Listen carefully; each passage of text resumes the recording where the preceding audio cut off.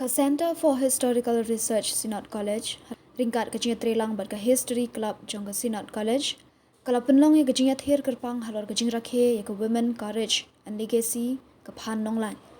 Ka Professor A.N. Pasa akan ka sengi, kala batai halor ka ni ka riu shlur kan thei ka baya khun persha ya ki doli. Kala banjur halor kejing ya linti jong ka ni ka riu kraw, na khasi jantia, nak benta banya khun persha banya da ya ka ribat ka jat ben riu. Kalau ai mensia miki kan thei bagi de ban long ki baslur ban bot iki senjam jong ka Phan Nonglan.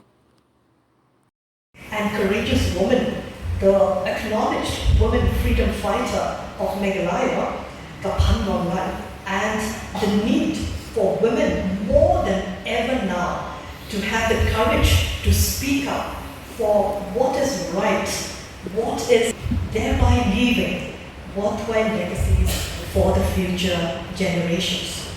I have to stick to my written text because, as teachers, we tend to go off tangent. So, pardon me, I crave your patience in listening to me as I read out from this text. Now, as we assemble today, it is heartening to know that this woman freedom fighter has come out of obscurity, has emerged from the pages of history, and has been acknowledged in many forums. A waterfall at Nong Mai Nong Klau bears her name. Lady Hyder Park in Shillong has been renamed as Phan Nong Mai Park. A school at Nong Paleo village has been named after her. 6th December, her death anniversary, has been declared as a holiday in East and West Khasi Hills district.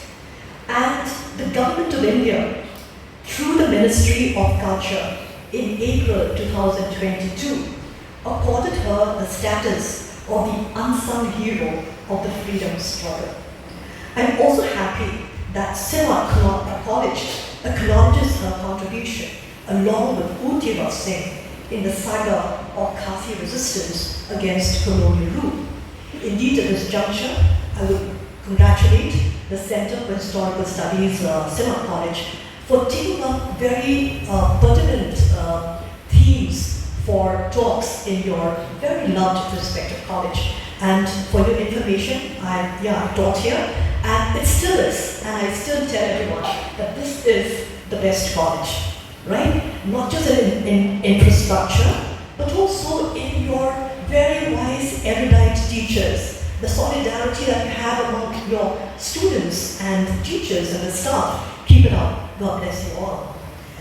Now, one of the last tell you, but this is a clarion call, that you young ladies know your rights, protect yourselves with your integrity, with your wisdom, and knowing that if Phan Nonglan can put her life and her life, you can say, on the line for her people, you also can contribute to making the Khasi Jaintia society a vibrant society, a society where the Hinyongtren can breathe freely and live a life that is full of substance and economic and social freedom and equality for the people that stay here, for the Jack Rail of the Khasi Jaintia society. Thank you very much. To history and to what we call freedom fight, emancipation from something. I am so happy and thrilled that, number one, I'm relieved that Professor Mela Pasa has done most of the work that I want. I have a few thoughts. Before we do that, if anybody has seen this book, this course that we get some of the, as Madam said, very few books have written. This is Phan Nonglan by Daniel Stoltenberg, and I personally talked to the man. So hats off to him also for doing the work that there's a gap in his history of Phan Nonglan. Don't be frightened, I've got a piece of paper also. It's just to keep us teachers in context and so that we don't fly off somewhere. So, without much ado with this, Amena Pasa has set the historical context. I just want to kind of structure it in this way, and that is She has talked about the geographical context, the social cultural context, the historical children, right? I thought I had gone to, I thought I knew of the darkness, but it was darker than I thought. Okay? Then, just recently, actually barely a month ago, and they gave me this assignment to look after the women's issues and so on. So I've been in the commission barely like a month or so ago, right?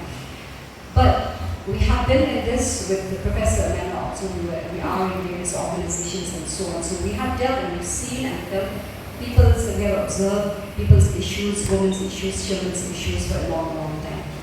And some of you already are also aware, right? So now, when we think about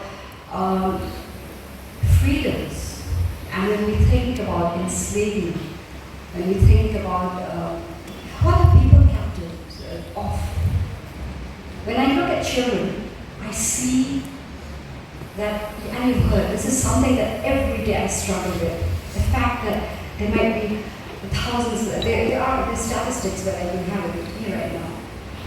There are so many children who are enslaved in traffic because as you live, we see there's certain qualities which was inherent in her, but there were also qualities which it kind of, something that I'd like to say.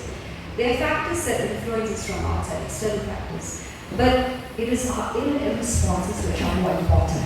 So what has happened to Pandana is not so much the external factors, it's how she processes the internal dynamics.